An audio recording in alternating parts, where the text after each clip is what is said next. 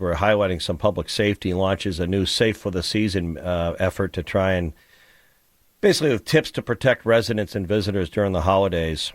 And we have our folks, our friends in from, I call it, it's all under the roof of public safety, but how you can text 911 in New Hampshire, how to use it.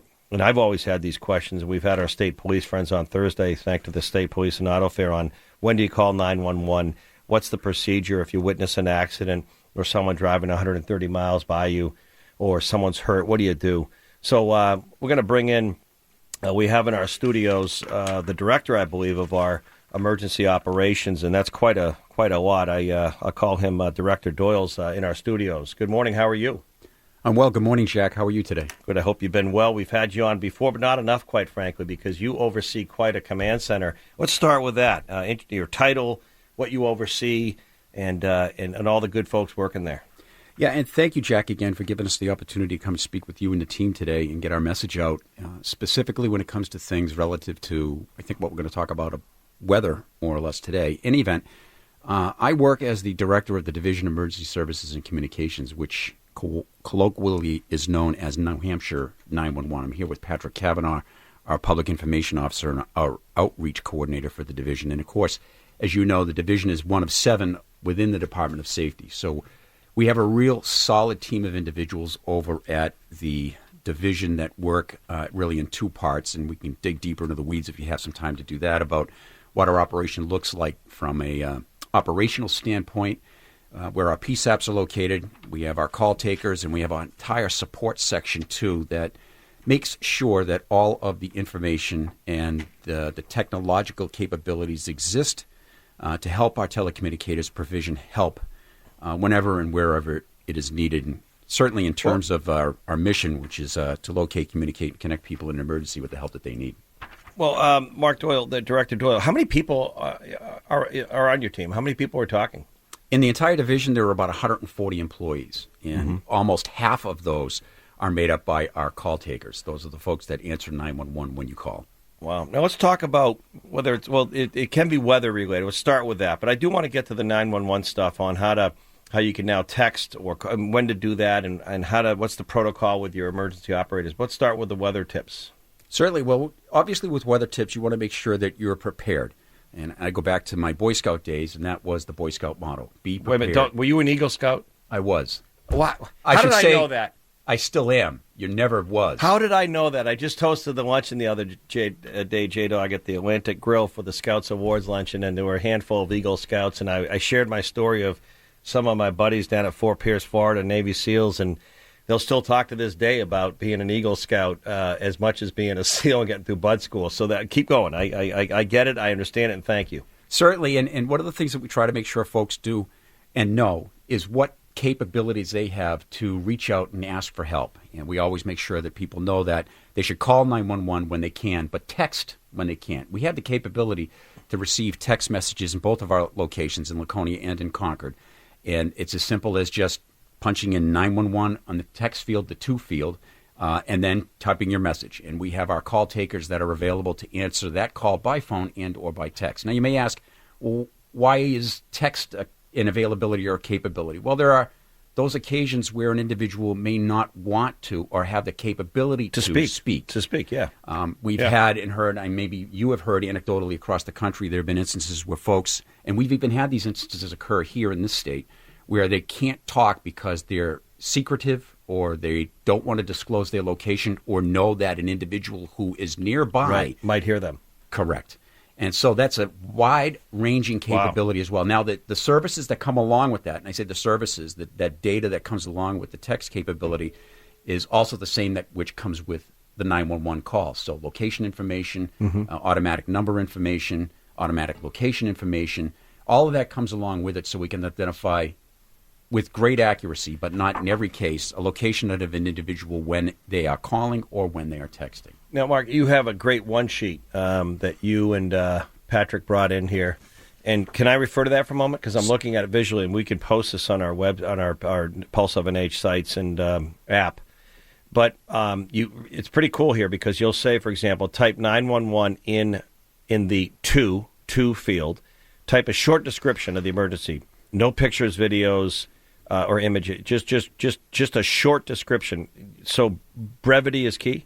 Brevity is key, and it's what we want to do is make sure folks are getting us connected first. Okay. We will query the caller. They might say, can you talk? Correct. An operator. Okay. And location is important.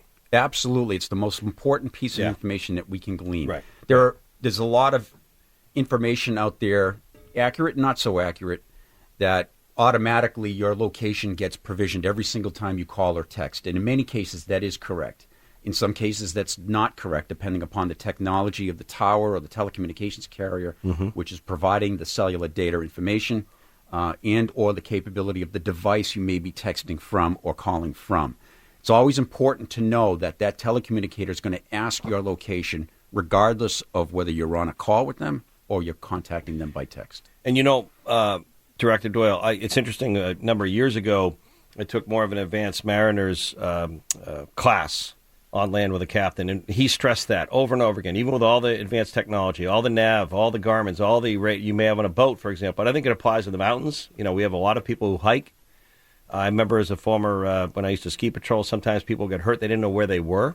Location, how are they going to find you? How's a trooper, how's Fish and Game going to find you, or the DOT, or a tow truck, or an ambulance, or firefighter? How are they going to find you if they don't know where you are? Exactly, and then you may not have that information readily available to you. You may be traveling, and many folks, when they're driving, aren't paying attention to mile markers or exit numbers or otherwise. But I often say to people, what do you know? Exactly. Where were you most recently? Just give us something here, because if it's like a needle in a haystack, right? Correct. And look around, check for landmarks, things that stand out. You may be at a bridge overpass. You may be near a creek or a river. Right. You may see a trail marker or something if you're on the side of the trail. There are a lot of things that you can provide that may not seem like it's important, but is extremely important to a search and rescue team, for example, that's going to be out in the woods or on the side of a mountain looking for you. And you don't want to get those rescuers hurt. Absolutely unnecessarily, because that's the old rule of first response. You don't want to make things worse. If you can stick around, we're at the bottom of it. You were nice enough to come in. I think people might want to call and maybe ask some questions. Can you stick around another segment? Absolutely. Mark Doyle is the director of the, within the Department of Safety, the director of all the emergency services and communications. And this is quite a communications center. And you can imagine with a state of 1.3, I don't know if it's plus million people now, the 911 side of things is very critical. And Mark's nice enough to stick around for another segment. And let's open up the listener lines, J-Dog. If someone has a question of Director Doyle, 603-228-2080. 603-228-2080. You can ask a question, because I have questions, and he joins us again talking about the 911 and how to use it, when to use it, whether it's weather-related, health-related, crime-related, driving-related. They now have a new text feature for 911. Call if you can, or text 911 if you can. Director Doyle, thanks for sticking around. Thank you. One of the questions I have is when to... I know it sounds simplistic, but if I'm thinking it, I think it's maybe worth asking, when should I call 911? Now, I know if it's a medical emergency, someone's broken into your home, you're hurt, you're out there, you're not going to be able to come down the mountain by yourself. I get it. But what if you're just driving and you're okay, but you see something? Some people say, when do I call? Should I bother them? Should I do this or not? What's your answer? Absolutely call. And the reason we say that is because we don't want to leave it up to your judgment when it comes to determining whether an actual emergency is taking place or not. Let us make that decision on behalf of rendering the services so they can assure that there is no emergency if there isn't one, or render help in the case that there is one. In the event that you talked about, when you talk about a vehicle that may be swerving in front of you, you certainly don't know, because you're driving on the same road, whether that person is actually driving recklessly because they're intending to do so, or they may be suffering from a medical event that's causing them to... Or they could be impaired. Or could be impaired. And or just, in my case, a few weeks ago, I was behind someone. I got pulled up next to him. He's texting. 75 miles per hour, 80 miles per hour, texting, weaving in and out of traffic, not on purpose. Correct. Looking at his cell phone. Absolutely. Like, oh, this is great. And in any event, that causes an unsafe condition on the roadways. Right. And we want to make sure that whatever it is that is causing that comes to a stop, to make sure that they're safe and that the people that are around them are also safe. Well, let's stay with this example for a moment. Can I give you a hypothetical? Sure. I think that probably a lot of people have been in this position. You're driving on 101, 93, 95. You're going along, you're paying attention. So and you're alone. And you're going pretty quick, pretty fast, because the speed limit on some of these roads may be 65. So let's just say hypothetically you're going near the speed limit, and you see in front of you or coming up behind you a car that's driving badly. They're swerving. You don't know if they're going to hit you. They go around you. This happened to me a few weeks ago. So it's middle of the day, afternoon. I see this sedan, and I'm in the flow of traffic coming 93 south, and I'm going to eventually go left and hook up on 101 east. So before that point near Southern Hampshire University, I'm watching this car. It's probably going about 80. Come up behind me, barely misses me, goes around me, cuts in front of the car in front. There's a pickup truck and then a tractor trailer. And he's almost looks like he's going to swerve into the rear back of a truck. And I'm like, what is going on here? So I just sort of pulled back because I didn't want to get near an accident. And eventually he's driving on the left side, the fast lane, if you will. I got up around him just because I didn't want to be near him. And I look, and it was a younger male staring at his phone, texting while he's driving with a hat on, just totally looking at his phone. And that's why, obviously, he was going in and out of traffic. So if I had called 911, reported the vehicle on the plate, and went on my way, kept driving in the mile marker, and a trooper hypothetically got the call, or local police, and they got the vehicle, they pulled the person over, he might say, I don't know what you're talking about. I wasn't swerving. I'm fine. I'm not impaired. I whatever. Because when they stop him, he might not be, especially if they see lights. He might put the phone down. And then does it come back to me to have to testify of what I saw, or what happens then? Does the trooper just say, well, someone called, and if you are, don't do it? What happens? Generally, that's the case. The trooper or the law enforcement officer on the side of the road that makes that stop of the vehicle based upon the information that you provided, in addition to whatever he or she may have seen in terms of operation. And they might get other calls too, right? Correct. Would have that momentary opportunity to speak with the driver and determine, number one, that they're not having a health-related issue, that they're, number two, maybe not impaired, and then advise them that they were stopped because they were seen operating erratically, and the information that they had obtained from the 911 telecommunicator through state police dispatch was that he or she may have been texting while driving. And then follow up. The officers at that point have a lot of discretion whether they take an enforcement action or not, again, dependent upon what they've seen, or to follow up with an individual who may have already provided their name or information through that call to 911. This is a good question. Someone with a medical background. When should I text or not? How do I know when to stop if there's a emergency vehicle, if I can help, or should I not, especially if a police officer? How do I know if I should stop for help or just keep going? It's a good question. That is a good question, and we leave it up to folks' internal judgment to make that decision. We have a lot of folks that will stop because they know they can render aid if they're having or seeing a medical event either on the side of the road or at an accident scene, because they are healthcare professionals. They may be nurses, doctors, or emergency medical technicians. Just want to help. That just want to help. We have a good law. There's a good what do you call it? Good Samaritan law. Yeah, there you go. Now, what about if there's a police officer there and they're not needed, won't they just tell you, you know what, we're all set? They will. And our telecommunicators will do the same thing. If they already know that there's somebody on the scene that's rendering aid and or a law enforcement officer or emergency services vehicle on scene that is rendering aid, they'll let the caller know they don't have to stop. They can continue on. So, again, 911, you can text now in the to field. They have a one sheet. Where can people get this? Is this online, this one-pager on 911? Patrick, can you refer to that? Yes, absolutely. The one-pager is available on our website, nh.gov/nh911, as well as all of our social media channels, Facebook, Twitter, and Instagram. One more time, Patrick, the website? Yes, it is nh.gov/nh911. And again, they don't want you to send pictures, videos. If you can just let them know if you can talk. Many times people can't talk. They don't want to be hurt or they're injured, so they can text now. It's a great new feature. Before we let you go, Director Doyle, what about recruitment? We had Richard Arcan with the Department of Transportation the other day talking about openings. We've had Colonel Noyes talking about the state police now offering a bonus after year one to join public safety as a trooper. What about on the emergency communication side and emergency operations? Are you fully staffed and looking as a part or full-time, and what are the qualifications?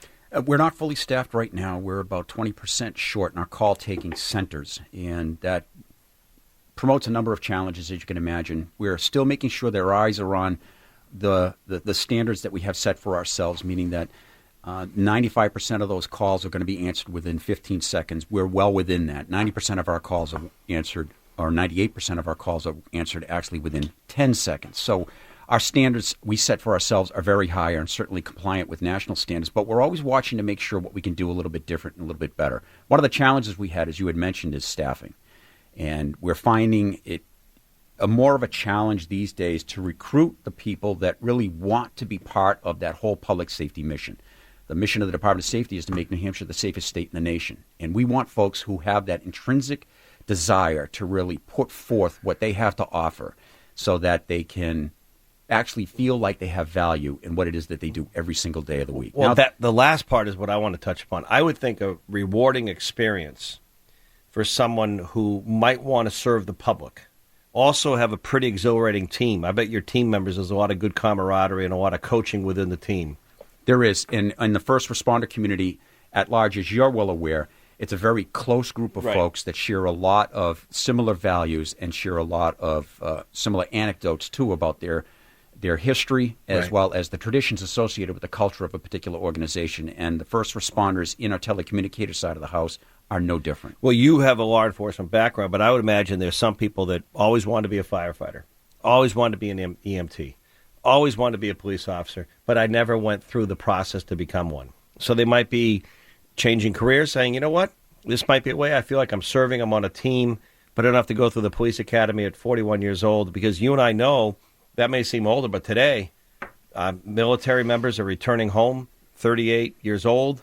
They've done 12, 14 years in the military. They have great skills, so they're not going to retire.